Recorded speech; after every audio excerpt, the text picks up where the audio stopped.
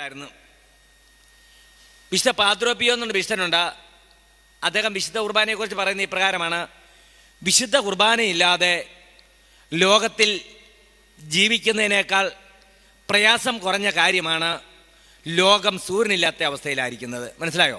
വിശുദ്ധ കുർബാനയില്ലാതെ ലോകത്തിൽ ജീവിക്കുന്നതിനേക്കാൾ പ്രയാസം കുറഞ്ഞ കാര്യമാണ് ലോകം സൂര്യനില്ലാത്ത അവസ്ഥയിലായിരിക്കുന്നത്. പാദ്രോപ്പിയോ പറയുവാണ്, ലോകം സൂര്യനില്ലാത്ത അവസ്ഥയിലും എനിക്ക് ജീവിക്കാൻ സാധിക്കും, ഈ പരിശുദ്ധ കുർബാന ഇല്ലാതെ ജീവിക്കാൻ സാധിക്കാമെന്ന. പ്രിയപ്പെട്ട അമ്മച്ചിമാരെ, നമുക്കറിയാം, കേരളത്തിലൊക്കെ ഒരു കാലഘട്ടങ്ങളിൽ കറണ്ട് കട്ടുണ്ടായിരുന്നു. ഈ കറണ്ട് കട്ടിൻ്റെ സമയത്ത് അരമണിക്കൂർ പോലും നമുക്ക് വെളിച്ചമില്ലാതിരിക്കാൻ സാധിക്കുകയില്ല.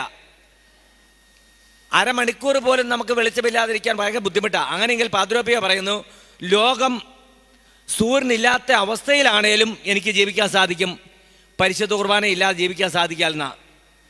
പ്രിയപ്പെട്ട അമ്മച്ചിമാരെ, നിങ്ങളുടെ മുമ്പിൽ നിൽക്കുന്ന ഇന്നേ ദിവസം വരെ ഒരിക്കൽ പോലും പരിശുദ്ധ കുർബാനയില്ലാത്ത ഒരു ദിവസം എൻ്റെ ജീവിതത്തിൽ ഉണ്ടായിട്ടില്ലെന്ന് മാത്രമല്ല, പരിശുദ്ധ കുർബാനയില്ലാത്ത ഒരു ദിവസത്തെക്കുറിച്ച് എനിക്ക് ചിന്തിക്കാൻ പോലും സാധിക്കില്ല. രണ്ടാമത് ഞാൻ മനസ്സിലാക്കിയ കാര്യം, വിശുദ്ധരെല്ലാം പരിശുദ്ധ അമ്മയോട് ചേർന്ന് പോയിരുന്നു. ഏത് വിശുദ്ധരെ എടുത്ത് പഠിച്ചാലും നമുക്ക് മനസ്സിലാക്കാൻ സാധിക്കും, അവരെല്ലാം പരിശുദ്ധ അമ്മയോട് ചേർന്ന് പോയിരുന്നു. അമ്മച്ചിമാരെ, അമ്മയോട് ചേർന്ന് പോകുമ്പോഴാണ്, പരിശുദ്ധ അമ്മയോട് ചേർന്ന് പോകുമ്പോഴാണ് നമ്മൾ വിശുദ്ധരായിട്ട് മാറുന്നത്. ഒരു ദിവസം 10 ജപമാലയെങ്കിലും ചെല്ലാത്ത ദിവസം എൻ്റെ ജീവിതത്തിലില്ല. ഈ ജപമാല പ്രാർത്ഥനയിൽ എനിക്കിഷ്ടമുള്ളൊരു പ്രാർത്ഥനയുണ്ട്. നമ്മൾ ഈ ലുത്തിന ചെല്ലുമ്പോൾ ഇപ്രകാരം പ്രാർത്ഥിക്കുന്നു: സകല വിശുദ്ധരുടെയും രാജ്ഞി ഞങ്ങൾക്ക് വേണ്ടി അപേക്ഷിക്കണമേ. ഈ സകല വിശുദ്ധരുടെയും രാജ്ഞി എന്ന് വിളിക്കുമ്പോൾ എൻ്റെ ഉള്ളിൽ നിന്നുള്ള സന്തോഷം നിങ്ങളോട് പങ്കുവെക്കാൻ എനിക്ക് വാക്കുകളില്ല കേട്ടോ. കാരണം തങ്കച്ചന് വിശുദ്ധനാണ് ആരുടെ ആവശ്യമുണ്ട്? അമ്മയുടെ ആവശ്യമുണ്ട്. അമ്മയോട് ചേർന്ന് പോകുമ്പോഴാണ് നമ്മൾ വിശുദ്ധരാകുന്നത്. പ്രിയപ്പെട്ട അമ്മച്ചിമാരെ, അമ്മയോട് ചേർന്ന് പോകണം നമ്മൾ. ഞാൻ ഓർക്കുന്നു, 6ാം ക്ലാസ് വരെ ഞാൻ പഠിച്ചിട്ടുള്ള 30 പുസ്തകങ്ങൾ എഴുതാനായിട്ട് കർത്താവ് എനിക്ക് കൃപ തന്നു. നമ്മൾ പ്രാർത്ഥിക്കാറില്ലേ, ബോധജ്ഞാനത്തിൻ്റെ സിംഹാസനമേ ഞങ്ങൾക്ക് വേണ്ടി. നമുക്ക് ജ്ഞാനം എവിടെ നിന്നാണ് കിട്ടുന്നത്? പരിശുദ്ധ അമ്മയോട് ചേർന്ന് പോകുമ്പോഴാണ്. നമ്മളൊക്കെ ഒത്തിരി വിഷമങ്ങളിൽ കൂടെ വേദനകൾ കടന്നു പോകുന്ന പ്രിയപ്പെട്ട അമ്മച്ചിമാരെ, നമ്മൾ പ്രാർത്ഥിക്കാറുണ്ട്, സമാധാനത്തിൻ്റെ രാജ്ഞി നമ്മൾക്ക് വേണ്ടി അപേക്ഷിക്കണേ. നമുക്ക് സമാധാനം വേണോ? അമ്മയെ നമ്മൾ മുറുകെ പിടിക്കണം. നമ്മളൊക്കെ പാപികളാണോ? പാപികളുടെ സങ്കേതമേ. അല്ലെങ്കിൽ നമ്മൾ രോഗികളാണോ? രോഗികളുടെ ആശ്രയമേ. അമ്മച്ചിമാരെ, പരിശുദ്ധ അമ്മയെ നമ്മൾ മുറുകെ പിടിച്ച് കഴിയുമ്പോഴാണ് നമ്മൾ വിശുദ്ധരാകാൻ സാധിക്കുന്നത്. പരിശുദ്ധ അമ്മയോട് ചേർന്ന് പോവുക. ഇനി മറ്റൊന്നും ചിന്തിക്കേണ്ട. നമ്മളുടെയൊക്കെ ജീവിതം ഇത്രയൊക്കെ ആയി. നമുക്ക് സ്വർഗത്തിൽ പോകണം. സ്വർഗത്തിൽ പോകണമെങ്കിൽ എന്ത് വേണം? സ്വർഗത്തിൻ്റെ വാതിലെ. നമ്മൾ അമ്മയോട് പ്രാർത്ഥിക്കാറില്ലേ? സ്വർഗത്തിൻ്റെ വാതിലെ. അപ്പം അമ്മയോട് ചേർന്ന് പോകുമ്പോഴാണ് നമ്മൾ വിശുദ്ധരായിട്ട് മാറുന്നത്. അമ്മച്ചിമാരെ, ഒരു കഥ ഞാൻ ഓർക്കുന്നു. ആ കഥ എങ്ങനെയാണ്? സ്വർഗത്തിൻ്റെ താക്കോല് വിശുദ്ധ പത്രോസിനെയാണ് ഈശോ ഏൽപ്പിച്ചിരിക്കുന്നത്. അപ്പോൾ നമ്മൾ മരിച്ച് സ്വർഗത്തിൽ ചെല്ലേണ്ടവരാണ്. ഒരിക്കലും ഒരു വ്യക്തി മരിച്ചു. അപ്പോൾ അദ്ദേഹം സ്വർഗത്തിലേക്ക് കടക്കാൻ നേരത്ത് പത്രോസിനാണല്ലോ താക്കോൽ ഏൽപ്പിച്ചിരിക്കുന്നത്. പത്രോസ് സ്വർഗത്തിൻ്റെ വാതിലങ്ങ് അടച്ചു. അപ്പോൾ ഈശോ വന്നു കഴിഞ്ഞപ്പം ഈ മനുഷ്യൻ സ്വർഗത്തിൽ നിൽക്കുന്നത് കണ്ട് ഈശോ പത്രോസിനെ ചോദിച്ച്, ഇദ്ദേഹം എങ്ങനെയാണ് ഇവിടെ കയറി വന്നത്? ഇദ്ദേഹത്തെ ആരാണ് ഇങ്ങോട്ട് കയറ്റി വിട്ടത്? അപ്പോൾ പത്രോസ് പറഞ്ഞ ഒരു കാര്യമുണ്ട്: ഇദ്ദേഹത്തെ അകലെ കണ്ടു കഴിഞ്ഞപ്പോഴേ ഞാൻ വാതിലടച്ചതാ, പക്ഷേ ഒരു ജനൽ തുറന്നിട്ടേക്കുമായിരുന്നു. ആ ജനലിൻ്റെ ഇടവഴി നിൻ്റെ അമ്മ അവനെ വലിച്ചു കയറ്റി. മനസ്സിലാവുന്നുണ്ടോ? ഒരു ജനൽ തുറന്നിട്ട് ആ ജനലിൻ്റെ ഇടവഴി പരിശുദ്ധ അമ്മ ഇദ്ദേഹത്തെ സ്വർഗത്തിൽ കയറ്റിയെന്നാണ് പറയുന്നത്. ഞാൻ പ്രിയപ്പെട്ട ദൈവമക്കളെ, ഈ കഥകളൊക്കെ ഓർക്കുമ്പോൾ ഞാൻ ഓർക്കുന്നു, നമ്മൾ പ്രാർത്ഥിക്കുകയല്ലേ സ്വർഗത്തിൻ്റെ വാതിലെ. അപ്പം അമ്മയോട് ചേർന്ന് പോകുമ്പോഴാണ് നമ്മൾ വിശുദ്ധരാകുന്നത് കേട്ടോ. നിങ്ങളൊക്കെ കൂടുതൽ പ്രാർത്ഥിക്കണം. പരിശുദ്ധ അമ്മയോട് ചേർന്ന് പോകണം. നമ്മുടെ നിത്യജീവിതവും പരിശുദ്ധ അമ്മയായിട്ട് ഒത്തിരി ബന്ധമുണ്ട്. മൂന്നാമത് ഞാൻ മനസ്സിലാക്കിയ കാര്യം, വിശുദ്ധരുള്ള സഭയോട് ചേർന്ന് പോയിരുന്നു കേട്ടോ. ഏത് വിശുദ്ധരെടുത്ത് പഠിച്ചാലും നമുക്ക് മനസ്സിലാക്കാൻ സാധിക്കും, സഭയോട് ചേർന്ന് പോകുന്നു. തിരുസഭയോട് ചേർന്ന് പോകുമ്പോഴാണ് നമ്മൾ വിശുദ്ധരാകുന്നത് കേട്ടോ. നമുക്ക് സീറോ മലബാർ സഭയുടെ കുർബാന ക്രമത്തിൽ ഇപ്രകാരം ഒരു പ്രാർത്ഥനയുണ്ട്: സകല നന്മകളും സൗഭാഗ്യങ്ങളും നിറഞ്ഞ് മുടിച്ചൂടി നിൽക്കുന്ന സഭ. അപ്പോൾ സഭയോട് ചേർന്ന് പോകുമ്പോഴാണ് നമ്മൾ വിശുദ്ധരായി മാറുന്നത്. ഇനിയിപ്പം വിശുദ്ധരാകണമെന്ന് ആഗ്രഹിക്കുന്നവർ പരിശുദ്ധ അമ്മയോട് ചേർന്ന് പോയാലും വിശുദ്ധ കുർബാനയോട് ചേർന്ന് പോയാലും തിരുസഭയോടും കൂടെ ചേർന്ന് പോകുമ്പോഴാണ് നമ്മുടെ ജീവിതം പൂർണ്ണമാകുന്നത് കേട്ടോ. സഭയോട് ചേർന്ന് പോകണം, നമുക്ക് വിശ്രമിക്കാൻ സാധിക്കും. പ്രിയപ്പെട്ട അമ്മച്ചിമാരെ, എൻ്റെ ജോലി തെങ്ങുകയറ്റമാണ്. എൻ്റെ ജീവിതമാർഗം തെങ്ങുകയറ്റമാണ്. ഈ തെങ്ങുകയറ്റ ജോലിയിലൂടെയാണ് ഞാൻ എൻ്റെ കുടുംബം സംരക്ഷിച്ച് പോരുന്നത്. അപ്പം നിങ്ങളുടെയൊക്കെ ഈ നാട്ടിലുള്ള പോണക്കല്ല എൻ്റെയൊക്കെ ഇടവകയിൽ കുർബാന, ഞങ്ങളുടെയൊക്കെ നാട്ടിൽ കുർബാന ഒരു പള്ളി മറ്റൊരു പള്ളിയിൽ നിന്ന് 10, 12, 15 കിലോമീറ്റർ അകലെയാണ്. അടുത്തടുത്ത് പള്ളികളില്ല. വളരെയേറെ വർഷങ്ങൾക്ക് മുമ്പുള്ള കാര്യങ്ങളാണ് ഞാൻ പറയുന്നത്.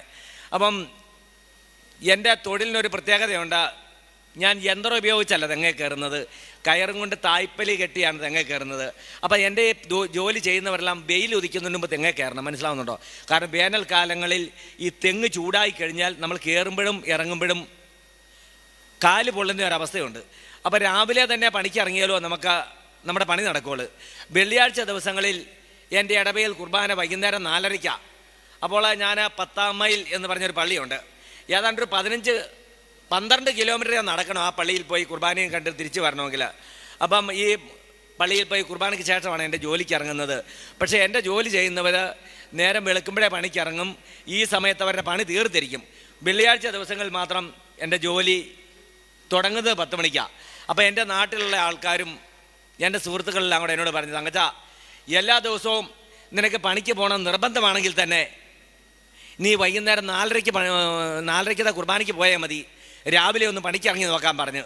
അന്ന് ഞാൻ തീരുമാനിച്ചു, ഏതായാലും രാവിലെ പണിക്കിറങ്ങാം, വൈകുന്നേരം 4:30 കുർബാനയിൽ പങ്കെടുക്കാമെന്ന് ഓർത്തുകൊണ്ട് ഞാൻ പണിയൊക്കെ കഴിഞ്ഞ് 4:30 കുർബാനയ്ക്കായിട്ട് എൻ്റെ ഇടവക പള്ളിയിലേക്ക് പോയിക്കൊണ്ടിരിക്കുക. എൻ്റെ ഇടവക പള്ളിയുടെ തൊട്ട് മുമ്പിൽ ഒരു കൊച്ചു കുരിശുപള്ളിയുണ്ട്. ആ കുരിശുപള്ളിയുടെ അവിടെ ചെല്ലുമ്പോൾ അവിടുത്തെ ഗവൺമെൻറ്റിലെ സിസ്റ്റർമാർ കുറേ പിള്ളേരെ അവിടെ പറഞ്ഞു നിർത്തിയിട്ടുണ്ട്. ഇന്ന് 4:30 കുർബാനയില്ല, അച്ഛന് പെട്ടെന്ന് എന്തോ രോഗം വന്ന് അച്ഛനെ കൊണ്ട് ഹോസ്പിറ്റലിൽ പോയി, അതുകൊണ്ട് നിങ്ങളെല്ലാവരും തിരിച്ചു പോക്കോ, കുർബാനയില്ലെന്ന് പറഞ്ഞുകൊണ്ട് എല്ലാവരെയും തിരിച്ചു വിടുക. നമ്മുടെ ഈ പ്രദേശത്തുള്ള പോണക്കല്ല, വൈകുന്നേരം കുർബാന അവിടെയെങ്കിലും അടുത്തെങ്ങും കുർബാനയില്ല. മറ്റൊരു പള്ളിയുള്ളത് 12 കിലോമീറ്റർ അകലെ എഴുകുമ്മയിൽ എന്ന് പറഞ്ഞൊരു പള്ളിയുണ്ട്. അവിടെ 4:30 കുർബാനയുണ്ട്. അവിടെ ഞാൻ ടാക്സി വിളിച്ച് എന്നാലും എനിക്ക് കുർബാനയിൽ പങ്കെടുക്കാൻ പറ്റിയല്ല. പ്രിയപ്പെട്ട അമ്മച്ചിമാരെ, ഞാൻ പള്ളിയിലേക്ക് പോകുക. പ്രിയപ്പെട്ട അമ്മച്ചിമാരെ, ഞാൻ നിങ്ങളോടൊരു കാര്യം പറയാം.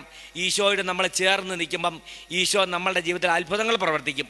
നമ്മളുടെ ജീവിതത്തിൽ ഈശോ അത്ഭുതങ്ങൾ പ്രവർത്തിക്കാൻ നമ്മളെ തന്നെ വിട്ടുകൊടുക്കണം. അപ്പം ഞാൻ പള്ളിയിലേക്ക് കയറി പോകുക. ആൾക്കാരെല്ലാം എന്നെ വിളിച്ച്, തങ്കച്ചാ, ഇന്ന് കുർബാനയില്ല, അച്ഛനുമില്ല, നീ എന്തിനാണ് പള്ളിയിലോട്ട് പോകുന്നത്? ഞാൻ അവരോട് പറഞ്ഞു, തങ്കച്ചൻ ഇന്ന് കുർബാനയിൽ പങ്കെടുത്തിട്ട് വരുവുള്ളൂ. അമ്മച്ചിമാരെ, ഇന്നേ വരെ ഞാൻ ചോദിച്ചോട്ടുള്ള എല്ലാ കാര്യങ്ങളും ഈശോ എനിക്ക് തന്നിട്ടുണ്ട്. ഞാൻ പള്ളിയിലോട്ട് കയറി ചെല്ലുക. പള്ളിയിലേക്ക് കയറി ചെന്നു. പള്ളിയുടെ വാതിലുകൾ മൊത്തം അടച്ചിട്ടിരിക്കുക. ഒരു മനുഷ്യൻ പോലും അവിടെ ഇല്ല.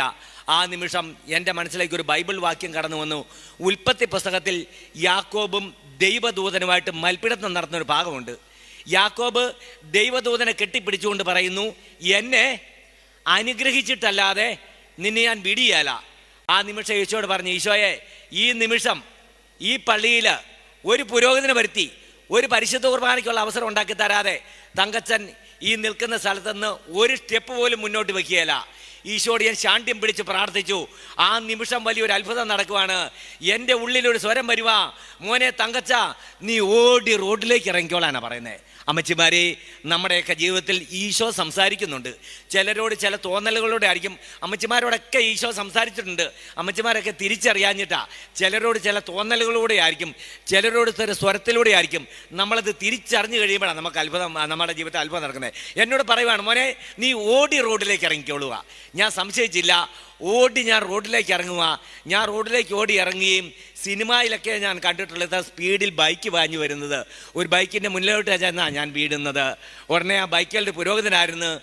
അച്ഛൻ വണ്ടി നിർത്തി ഞാനുമായിട്ട് സംസാരിച്ചു. അച്ഛൻ എന്നോട് പറഞ്ഞു, തങ്കച്ചൻ പള്ളിയിലേക്ക് കയറി വരാൻ പറഞ്ഞു.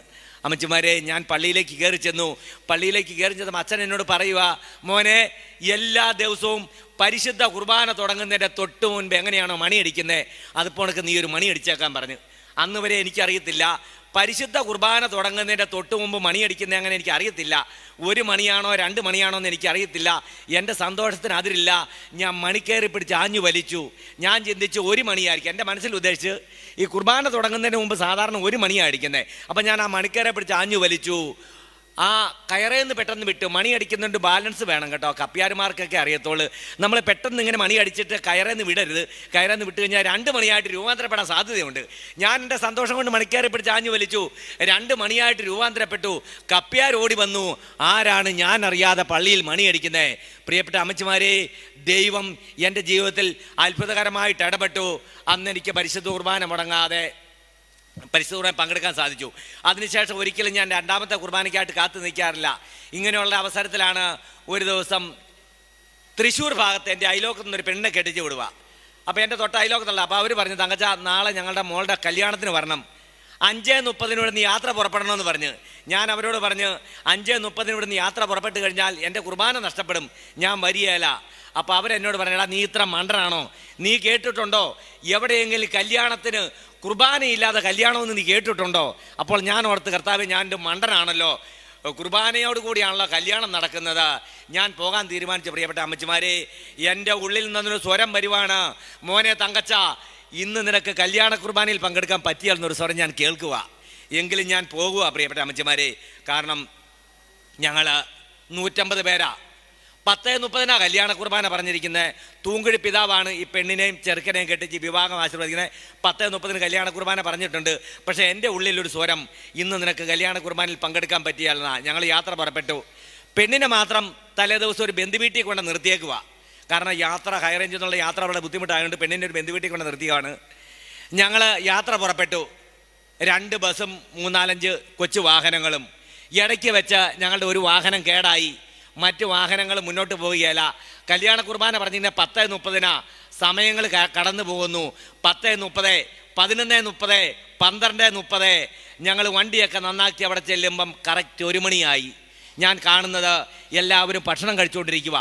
പെണ്ണിനെ മാത്രം തലേ ദിവസം കൊണ്ട് നിർത്തിയിരുന്നുകൊണ്ട് പെണ്ണിൻ്റെ അപ്പനും അമ്മയും ആങ്ങളമാരും ബന്ധുക്കാരും സ്വന്തക്കാരും ആരും ഇല്ലെങ്കിലും പെണ്ണ് മാത്രം അവിടെ ഉള്ളതുകൊണ്ട് തൂങ്കുഴി പിതാവ് കറക്റ്റ് 10:30 തന്നെ വിവാഹം ആശീർവദിച്ച് പെണ്ണിൻ്റെയും ചെറുക്കൻ്റെയും കല്യാണം കഴിഞ്ഞു. ഞങ്ങൾ ചെല്ലുമ്പോൾ എല്ലാവരും ഭക്ഷണം കഴിച്ചുകൊണ്ടിരിക്കുന്നു. പെട്ടെന്ന് ഞാൻ കൈ കഴുകി ഭക്ഷണം കഴിച്ചു.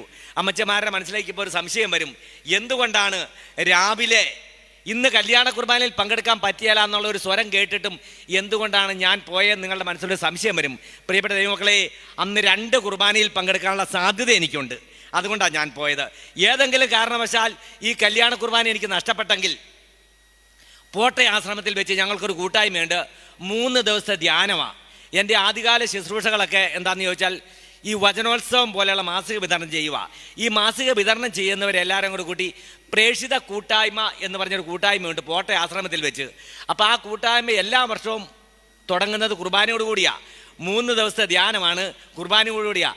ഞാൻ പെട്ടെന്ന് കല്യാണ വീട്ടിൽ നിന്ന് ഭക്ഷണം കഴിച്ചിട്ട് പോട്ടെ ആശ്രമത്തിലേക്ക് ഓടി ചെല്ലുക. ഞാൻ ചിന്തിച്ചു, പ്രേക്ഷിത കൂട്ടായ്മയ്ക്ക് കുർബാനയുണ്ടല്ലോ. ഓടി ഞാൻ ചെന്നു. അന്ന് അവിടെ ഇരിക്കുന്ന അച്ഛൻ, ഫാദർ ആൻ്റണി തേക്കാനത്ത് പറഞ്ഞ അച്ഛനാ. അച്ഛൻ്റെ മുറിയിൽ ചെന്ന് അച്ഛനോട് സ്തുതി കൊടുത്തിട്ട് ഞാൻ ചോദിച്ചു, അച്ഛാ, പരിശുദ്ധ കുർബാനയോട് കൂടിയല്ലേ നമ്മുടെ ഇന്നത്തെ കൂട്ടായ്മ തുടങ്ങുന്നേ? പ്രിയപ്പെട്ട ദൈവമക്കളെ, അച്ഛൻ എന്നോട് പറയുവാണ്, ഇന്ന് കുർബാനയില്ല. ആ നിമിഷം ഞാൻ അവിടെ നിന്ന് പൊട്ടിക്കരഞ്ഞു. എൻ്റെ കണ്ണിൽ നിന്ന് കുടുകുട കണ്ണുനീര് വന്നു. ഞാൻ അച്ഛനോട് ചോദിച്ചു, അച്ഛാ, എന്തുകൊണ്ടാണ് ഇവിടെ കുർബാനയില്ലാത്തത്? അപ്പോൾ അച്ഛൻ പറയുവാണ്, നിങ്ങളെ 400 പേരെയാ ഈ പോട്ടെ ആശ്രമത്തിലേക്ക് ഞങ്ങൾ പ്രതീക്ഷിച്ചത്. ഇപ്പോൾ നിങ്ങൾ 800 പേര് വന്നു കഴിഞ്ഞു. 800 പേരെ വെച്ചുകൊണ്ട് പോട്ടെ ആശ്രമത്തിൽ ഈ കൂട്ടായ്മ തുടരാൻ പറ്റിയല്ല. അതുകൊണ്ട് നിങ്ങളെല്ലാവരും ഡിവൈനിലേക്ക് വിടുക. അതുകൊണ്ട് കുർബാന മാത്രമില്ല, കുർബാന മാത്രം മാറ്റി ആദ്യം പിതാവിൻ്റെ ഒരു സന്ദേശമാണ്. പിതാവിൻ്റെ ഒരു സന്ദേശത്തിന് ശേഷം ഡിവൈനിലേക്ക് നിങ്ങളെല്ലാം കൂടെ കൊണ്ടുപോകാൻ പോവുക. പ്രിയപ്പെട്ട അമ്മച്ചിമാരെ, ഡിവൈൻ ധ്യാന സെൻ്റർ എന്ന് കേട്ടപ്പം എനിക്ക് ഒത്തിരി സന്തോഷം തോന്നി. ഞാൻ കേട്ടിട്ടുണ്ട് ഡിവൈൻ ധ്യാന സെൻ്ററിൽ 7 ഭാഷകളിൽ ധ്യാനം നടക്കുന്ന സ്ഥലമാണ്. 7 ഭാഷകളിൽ ധ്യാനം നടക്കുന്നിടത്ത് 7 ഭാഷകളിൽ കുർബാനയുണ്ടെന്നുള്ള സത്യം ഞാൻ മനസ്സിലാക്കി. അപ്പോൾ അച്ഛന് ഞാനൊരു സ്തുതി കൊടുത്തിട്ട് അച്ഛനോട് ചോദിച്ചു, അച്ഛാ, അങ്ങനെയെങ്കിൽ ഞാൻ ഡിവൈൻ ധ്യാന സെൻ്ററിലേക്ക് പൊക്കോട്ടെ? അപ്പോൾ അച്ഛൻ എന്തോ പറയുവാണ്, പോകാൻ പാടില്ല. അപ്പോൾ ഞാൻ അവിടെ നിന്ന് കരഞ്ഞു. അച്ഛൻ ചോദിച്ചു, എന്തിനാ കരയുന്നേ? ഞാൻ പറഞ്ഞു, അച്ഛാ, ഇന്ന് ഞാൻ കുർബാനയിൽ പങ്കെടുത്തില്ല. അച്ഛൻ എൻ്റെ തോളെ തട്ടിക്കൊണ്ട് പറഞ്ഞു, മോനെ, ഇന്ന് കരയണ്ടടാ, നീ വിഷമിക്കണ്ട, ഇന്ന് ഞായറാഴ്ച ഒന്നുമല്ലോ, നീ കരയാതെന്ന് പറഞ്ഞ്. ഞാൻ അച്ഛനോട് ചോദിച്ചു, അച്ഛാ, എന്തുകൊണ്ടാണ് ഞാൻ ഡിവൈനിലേക്ക് പോകേണ്ടെന്ന് അച്ഛൻ പറഞ്ഞത്? അപ്പം അച്ഛൻ പറയാണ്, നിങ്ങളെ ഓരോരുത്തരും അങ്ങനെ ഡിവൈനിലേക്ക് വിടിയല്ല. നിങ്ങൾ ഓരോരുത്തരും ചെന്ന് അവിടെ സാധ്യതയില്ല. ഞങ്ങളെല്ലാവരും കൂടെ ആദ്യം പിതാവിൻ്റെ ഒരു സന്ദേശമാണ്. ആ സന്ദേശം വളരെ പ്രധാനപ്പെട്ടതാണ്.